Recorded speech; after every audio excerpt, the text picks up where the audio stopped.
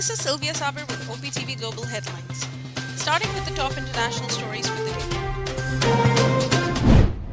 The U.S. Air Force Secretary has accused China by saying that in race of increased quality lethal hypersonic weapons, China have been at it very aggressively. He added Washington has focused funds on Iraq and Afghanistan and taken its eye off the ball in terms of hypersonic weapons. The head of the UK's Foreign Intelligence Agency warned that China is one of the biggest threats to Britain and its allies. MI6 chief said that China, Russia, Iran, and international terrorism make up the big four security issues, and a miscalculation by Beijing could lead to war. 3 students were killed and 6 other people wounded in a high school shooting incident in Michigan. The attacker was a 15-year-old student who has been arrested along with his handgun.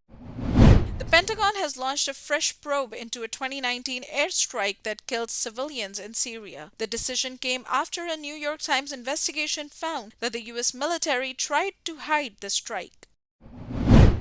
Up next, we have the national updates. Prime Minister Imran Khan forbids ministers from going on foreign trips for 3 months. Addressing a session of the federal cabinet, the premier said that the next 3 months are crucial for the government. Pakistan has been elected the next chair of the Group of 77. Foreign Minister Shah Mahmood Qureshi thanked 134 members and China for reposing their trust in Pakistan to lead the largest intergovernmental grouping of developing countries in the United Nations. India calls out Pakistan's charge d'affaires to convey resentment over recently surfaced Kartarpur Gurdwara photo shoot. Referring to the pictures by a women's attire designer, an Indian journalist termed it religiously hurtful. Supreme Court of Pakistan has ordered that the cantonment land under commercial use should be returned to government. Chief Justice of Pakistan, Justice Gulzar Ahmad, said that allotting houses or plots, cinemas, wedding halls, schools, and home to high-ranking army officers do not in any way serve defense purposes. Equal justice under law. We haven't yet lived up to that promise marginalized communities across our nation. I'm Faisal Gill.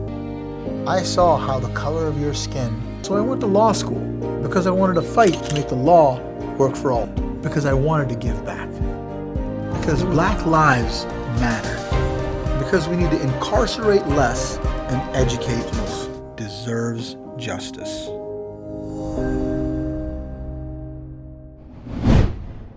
Up next, we have the health updates. Turkey has announced state-of-the-art healthcare facilities for Pakistani patients who are facing difficulties in getting an Indian visa for liver, kidney, and bone marrow transplant. Bone marrow and liver transplant success rate at Turkey's institute is 98.5%. Up next, we have the updates on science and technology. AI has designed a unique kind of robot called xenobots that can self-repair and self-replicate biologically. The xenobots were made of clusters of 4,000 to 5,000 frog cells and hand-sculpted by scientists. Up next, we have the sports updates. Former Pakistani cricketer Saqlain Mushtaq will continue his job as the head coach of the national squad for the upcoming West Indies cricket series.